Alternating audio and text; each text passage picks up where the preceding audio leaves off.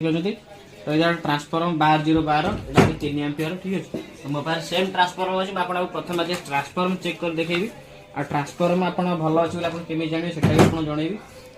तो आप देखते यहाँ तार मेन एसी लाइन देखते 230 एसी जोटा आम इनपुट दि जाए 230 एसी देखते 230 एसी आगे आप गोटे रीडिंग आसो जोटा कि आम प्राइमरी वाइंडिंग।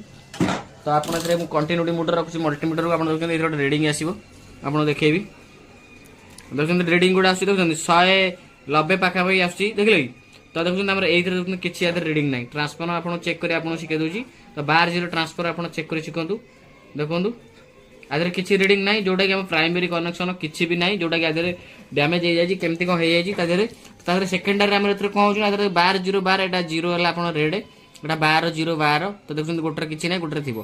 तो ये कंटिन्यूटी आसा दुईटा देखते गोटे किसी ना। तो फाइनली आम 12 ट्रांसफॉर्मर जो अच्छी फाइनल खराब है। तो आप देखते एटा देखो जीरो है ब्लैकटा तो दुईटा कंटिन्यूटी आसो देखते गोटे रहा आउ गोटे रहा। जब आमको आपको एमती कंटिन्यूटी मिलूँ तो आप जानी दिंतु आप ट्रांसफॉर्मर 100% ओके ठीक है।